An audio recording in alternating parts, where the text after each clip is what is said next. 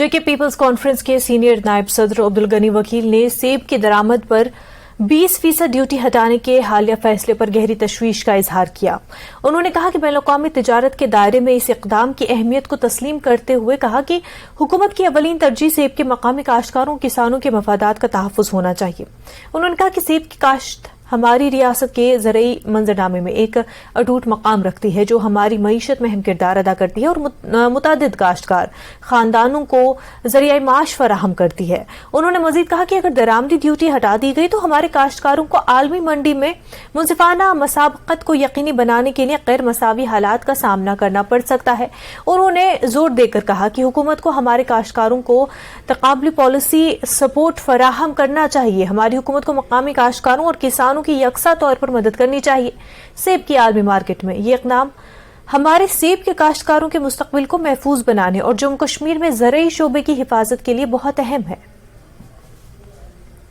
सरकार ने G20 की मीटिंग में कश्मीर के हवाले से, तिजारत के हवाले से जो फैसला किया है, ये बहुत अफसोसनाक है और बल्कि जम्मू कश्मीर की फीड इंडस्ट्री को दफनाने की मुताबिक है। आप देखिए, जो बाहर का फ्रूट यहाँ आएगा, एप्पल आएगा, अखरोट आएंगे, बादाम आएंगे, दालें आएंगे और उन पर इंपोर्ट ड्यूटी खत्म करना, मकसद ये है कि उनकी ट्रेड को बढ़ाना।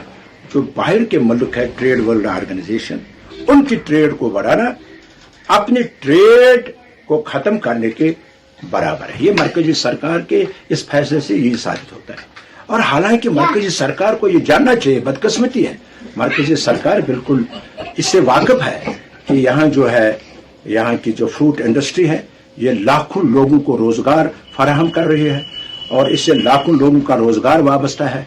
और ऑलरेडी फ्रूट इंडस्ट्री कई सालों से तबाही के दहाने तक पहुंच चुकी है, चाहे कोविड-19 का वजह है, चाहे सालबारी की वजह से है, चाहे नागानी आफतों की वजह से है और पिछले कई सालों से टर्माइल की वजह से है। इससे अगर किसी इंडस्ट्री को नुकसान हुआ, वो सिर्फ फ्रूट इंडस्ट्री को हुआ। इसलिए मैं आपके माध्यम से सरकार के इस फैसले की एक तो मजम्मत करता ही हूं, लेकिन साथ ही मैं लेफ्टिनेंट गवर्नर साहब से गुजारिश करता हूं कि वो इस नाजुक इश्यू को पूरी तौर गवर्नमेंट ऑफ इंडिया के साथ उठाए, क्योंकि अगर इनको यहाँ के लाखों लोगों को रोजगार से महरूम होने से बचाना है